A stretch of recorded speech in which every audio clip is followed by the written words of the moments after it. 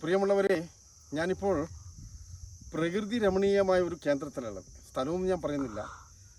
ഇടയ്ക്ക് നിങ്ങളൊക്കെ പറ്റുമെങ്കിൽ ഇങ്ങനെ യാത്ര ചെയ്യണം.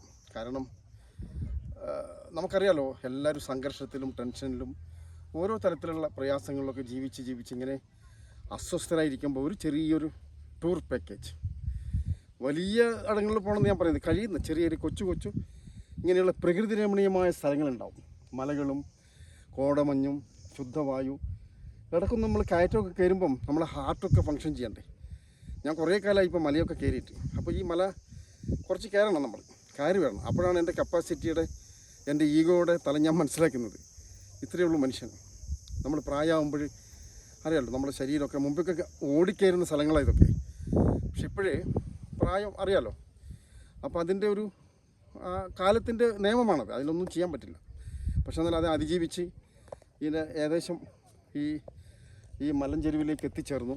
ഈ മനോഹരമായ ദൃശ്യം നിങ്ങളെ കാണിക്കാൻ എനിക്കിഷ്ടമുണ്ട്. കാരണം ഇത് ഞാൻ ചെയ്യുന്നത്, ഞാൻ തിരുവണ്ണാമലയിലാണ് ഇപ്പോൾ അധിക സമയം താമസിക്കുന്നത്. അപ്പോൾ ഞാനും വൈഫും അവിടെ നിന്ന് വരുമ്പോഴേ ട്രെയിനിൽ വെച്ചിട്ട് ഒരു യുവാവ് എൻ്റെ പഴയ കാലത്തെ വീഡിയോ കണ്ടപ്പോഴേ കണ്ടിരിക്കുന്ന കുട്ടിയാണ്. അപ്പോൾ അവൻ ഡൽഹിയിൽ പഠിക്കുമ്പോഴേ, അവൻ്റെ പേരൊന്നും ഞാൻ പറയുന്നില്ല. അപ്പോൾ എൻ്റെ ഈ മലയാളം വീഡിയോസ് ആദ്യ കാലഘട്ടങ്ങളിലെ ഈ തുടക്കത്തിൽ ഈ മെഡിറ്റേഷനെ കുറിച്ചും ബുക്കുകളൊക്കെ ഞാൻ പരിചയപ്പെടുത്തിയിട്ടുണ്ട്, ഓഷോൻ്റെ ബുക്കുകൾ, കുറച്ച് കാര്യങ്ങൾ.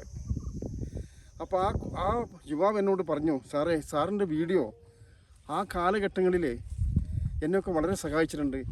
സാറ് വിചാരിക്കേണ്ട പ്രായമുള്ളവർ മാത്രമേ സാറിൻ്റെ വീഡിയോ കാണുന്നുള്ളൂ, നമ്മളെപ്പോലത്തെ ചെറുപ്പക്കാരും കാണുന്നുണ്ട്. അതുകൊണ്ട് സാറ് വീഡിയോ നിർത്തരുത്.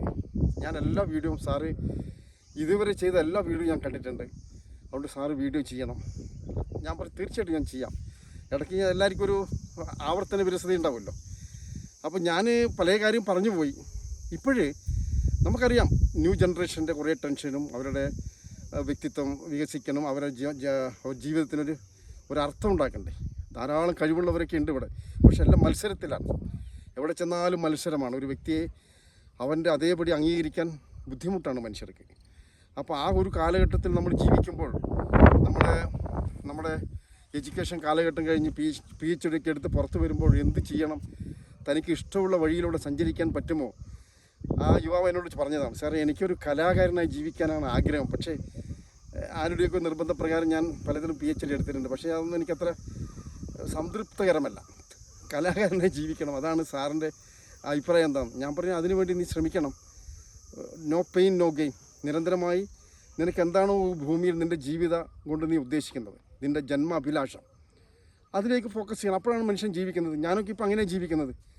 എൻ്റെ ഇഷ്ടമുള്ള വഴിയിലൂടെ എൻ്റെ ഇഷ്ടപ്രകാരം ജീവിക്കുമ്പോൾ അതിനൊരു സന്തോഷമുണ്ട്. ആരെയും ബോധ്യപ്പെടുത്തേണ്ട, ആരുടെയും പ്രോട്ടോക്കോൾ അനുസരിക്കേണ്ട. പിന്നെ സാമൂഹ്യ നിയമം അത് എല്ലാവരും പാലിക്കണമല്ലോ. മറ്റൊരാൾ ശല്യപ്പെടുത്തിക്കൊണ്ട് ജീവിക്കലല്ല. നമ്മളെ ആത്മശാന്തിക്ക്, ആത്മാവിഷ്കാരത്തിന് വേണ്ടി നമ്മളിഷ്ടം പോലെ യാത്ര ചെയ്യുന്നു. ഇഷ്ടമുള്ള നമ്മളെ പരിമിതിയിലിരുന്നു കൊണ്ട് മറ്റുള്ളവരെ നോക്കി അവനെപ്പോലെ ആവണം ഇവനെപ്പോലെ ആവണം എന്ന് വിചാരിക്കുന്നതല്ല. നമ്മളെ വ്യക്തിത്വത്തെ നമ്മൾ വളർത്തിക്കൊണ്ടുവരിക, അതിനെ അംഗീകരിക്കുക. അതിൻ്റെ സൗരഭ്യം, അതിൻ്റെ ഉള്ളിൽ ഉറങ്ങിക്കിടക്കുന്ന ധാരാളം അനന്ത സാധ്യതകളുണ്ട് ഓരോ വ്യക്തിയിലും. ഇതിനെ പുറത്തേക്ക് കൊണ്ടുവരാൻ കുറച്ച് കഠിനാധ്വാനം ആവശ്യമുണ്ട്. അതിനാണ് പഠനവും ട്രെയിനിങ്ങും ഒക്കെ. അങ്ങനെ നമ്മളെ വഴിയിലൂടെ പൊതുവഴി വിട്ട് പുതുവഴി കണ്ടെത്തുമ്പോൾ അവിടെയാണ് ജീവിതം തുടങ്ങുന്നത്. അവിടെ എത്തുന്നവരെ നമുക്ക് സംഘർഷം ഉണ്ടാവും, ക്ലേശങ്ങളുണ്ടാവും. പലരുടെയും നമ്മൾ ആജ്ഞാനുവർത്തികളാകേണ്ടി വരും. പരിഹാസം ഉണ്ടാവും. എത്ര നല്ലത് ചെയ്താലും നമ്മളെ കുറ്റപ്പെടുത്തും, വീക്കാക്കും. ഇതാണ് സൊസൈറ്റിയുടെ ഒന്നാമത്തെ. ഒരു മനുഷ്യനെ അംഗീകരിക്കുക എന്നുള്ളത് വളരെ ബുദ്ധിമുട്ടുള്ള കാര്യമാണ്. എത്ര നല്ല കാര്യം ചെയ്താലും അവന് എന്തെങ്കിലും പേര് പറഞ്ഞ് അടിച്ചമർത്തുക, താഴ്ത്തുക, ഇതൊക്കെയാണ് സൊസൈറ്റിയിൽ നമ്മൾ കാണുന്നത്. അതുകൊണ്ട് അതിനത്ര മൈൻഡ് ചെയ്യേണ്ട ആവശ്യമില്ല. Let go. അങ്ങനെ നമ്മുടെ വ്യക്തിത്വത്തെ മാനിച്ചുകൊണ്ട് നമ്മുടെ ജീവിതം വലിയൊരു അനുഗ്രഹമാണ്, ഗിഫ്റ്റാണ്. ഒരു മനുഷ്യ ശരീരം, മനുഷ്യൻ ഈ ലോകം, സുന്ദരമായ ലോകം കാണുവാനും ആസ്വദിക്കുവാനും.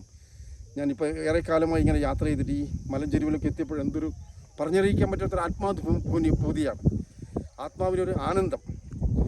അപ്പം അങ്ങനെ നമ്മുടെ വഴിയിലൂടെ സഞ്ചരിക്കുമ്പോൾ തീർച്ചയായിട്ടും നമ്മുടെ ജീവിതം മനോഹരമായ ഒരു ആർട്ടാവും, കലയാകും. അത് ആനന്ദകരമായൊരു അനുഭവമായും. അതിൽ പ്രധാനമായി ശ്രദ്ധിക്കേണ്ടത് സ്നേഹമാണ്. ആ സ്നേഹത്തെ നമ്മളൊരിക്കലും കളങ്കപ്പെടുത്തരുത്. കാരുണ്യം, സ്നേഹം, റെസ്പെക്റ്റേഷൻ, ഇത് മൂന്നും നമ്മുടെ കയ്യിലുണ്ടെങ്കിൽ നരകത്തിൽ സ്വർഗം പണിയാം സുഹൃത്തുക്കളെ. ഇതാണ് എനിക്ക് യുവാക്കളോട് പറയാനുള്ളത്. അതുകൊണ്ട് നിങ്ങൾക്ക് ഇഷ്ടമുള്ള വഴിയിലൂടെ സഞ്ചരിച്ച് നിങ്ങളുടെ ലക്ഷ്യസ്ഥാനത്തേക്ക് നിങ്ങൾ എത്തണം. അതിനുവേണ്ടി നിങ്ങൾ നിരന്തരം നിരന്തരമായ പരിശീലനമാണ്. ഒരു വിട്ടുവീഴ്ച ഉണ്ടാവരുത്. നിങ്ങൾക്ക് എന്ത് വേണോ അതെല്ലാം നേടാൻ പറ്റും. നിരന്തരമായ താല്പര്യവും പരിശീലനവും. ഇതാണ് ഭഗവാൻ ശ്രീകൃഷ്ണൻ പറഞ്ഞത്, അഭ്യാസേനതു കൗന്ദേയ വൈരാഗ്യാണ് ചഗ്രാഹ്യത. എങ്കിൽ മാത്രമേ നമ്മൾ വിചാരിച്ച വഴിയിലൂടെ നമുക്ക് സഞ്ചരിച്ച് അവിടെ എത്താൻ പറ്റൂ. നമ്മൾ എവിടെയാണോ എത്തിച്ചേരേണ്ടത് അവിടെ അതിനു വേണ്ടിയിട്ടുള്ളൊരു മനസ്സ് നിങ്ങൾക്ക് ഉണ്ടാവട്ടെ. പിന്നെ ഞാനിപ്പോൾ സൂമിലൊക്കെ ചില മെഡിറ്റേഷൻ ക്ലാസ്സുകളൊക്കെ നടത്തി വരുന്നുണ്ട്. അത് താല്പര്യമുള്ളവർക്ക് 3 നേരങ്ങളിലുണ്ട് എവറി ഡേ. താല്പര്യമുള്ളവർക്ക് അതിൽ പങ്കെടുക്കാം. അതിൻ്റെ ഫോൺ നമ്പർ ഇവിടെ ചേർക്കുന്നുണ്ട്. അത് എൻ്റെ ഒരു ഒരു ആവിഷ്കാരമാണ്, ആത്മാനന്ദമാണ്. അപ്പോൾ അത് ഇത്രയും കാര്യം പറഞ്ഞുകൊണ്ട് എന്നെ കേട്ടതിന് നന്ദി. വീണ്ടും കാണാം. എന്നെ ഓർമ്മിപ്പിച്ച ആ സുഹൃത്തിന് പ്രധാനപ്പെട്ട നന്ദി പറയുന്നു. നന്ദി, നമസ്കാരം. വീണ്ടും കാണാം.